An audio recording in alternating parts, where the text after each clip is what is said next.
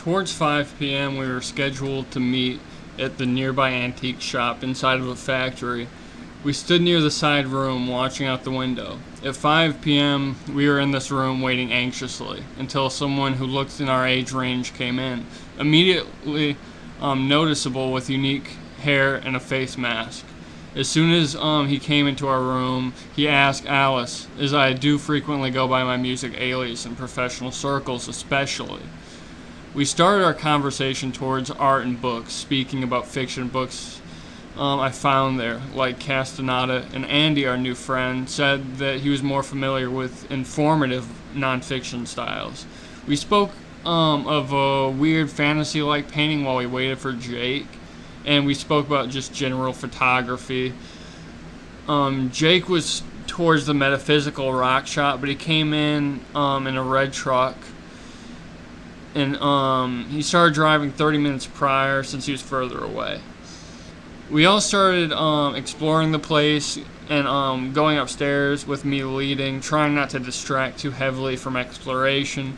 But in my mind, this place was somewhat limited in appeal since it didn't quite explore culture on a level that appeases me. I really enjoy history, but only so much before it becomes a novelty. I took my new friends towards the music, and I showed them books, and we rushed through. Andy picked up a guitar, and he played it really well. He was surprised it was in tune, and Jake was picking up like Hank Williams and stuff while we were looking through the vinyl. I picked up a Beach Boys vinyl, Beach Boys Loves You, and I started a light conversation about Brian Wilson and the similarities between another great artist, Daniel Johnston. I found Pink Floyd's album that reflected on Syd Barrett. I didn't mention Syd Barrett, but we talked about like the Beatles and growing appreciation for art, especially past art. Liz wasn't talking much, but she was always nearby. We walked towards the attic on the top floor, and we saw jars and pins. And we admired the setup that looked like a living room. And Andy was admiring the radio in this living room. It was marked with 1960s radio, and raised a good question. What was the last song played on this before it was put here, just sitting here collecting dust? It's really information that becomes lost. Insight can feel really rewarding, but sometimes the world just loses that insight.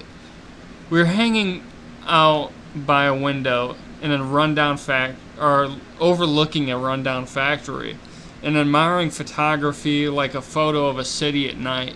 There was a very nice shade of green with all the lights in the photo. We explored a bit of the attic, like creepy Nero Caligula like Greek bust and eerie vibes of ritualistic setups of wine glasses and bowls, Dolly Parton CDs and David Bowie and even Prince and the faces of baby dolls, and a wind-up toy deeply similar to the energy of a dream of an abandoned strip mall that was hidden away with a tax office and a burger place that opened in some weird doll lair where I collected marijuana for my family. By the time we started to leave, the owners were closing from back to front, so downstairs was not a good option. We've been here for too long, so we walked outside and hung out near an abandoned factory and talked about art and failing hard drives. We got brave enough to get up and explore the place, but it was rotting and the floor was falling in on itself. Birds were flying near us outside, and I didn't want to get yelled at for trespassing. That place was a liability. Graffiti, whiskey bottles, broken glass. Only good thing was the energy. At least that wasn't ruined by the decay. We all got down and thought of our next plan, the graveyard. I started walking, and Jake got into his red truck and then met up with us afterwards, and I warned about a dip in the concrete sidewalk. I hurt myself there once before, and I didn't want my friends to be in pain for me not warning them. We walked down the roads. Topics ranged from the esoteric, the philosophical, the psychological, music, drugs, the wet season, mosquitoes, and heat. We talked about Andy's sleep paralysis and my haunting here at home. It was fairly balanced. Jake would talk, but I feel it was less than Andy and I. I wanted to push forward with the conversation and a constant momentum. I wanted to prove myself here. I was the odd one, and I would only push forward, no going back, no holding back. We reached the graveyard, looked inside, and walked around. Or we walked forward. We didn't go inside the graveyard, but we got up to a dirt pile with a roof over top of it, like some sort of tarp building, farming use, I'm sure. It had a chair in front of it, a computer chair. We walked into the forest, and there was still water and a pungent stench of trash. This is where they burned it. The still water looked rust-colored brown, and the mosquitoes now were heavy. We walked towards the huge trash pile with a couch in the center, and started walking back. Jake asked about my necklace, and I responded it was a representation of archangels, some spiritual protection.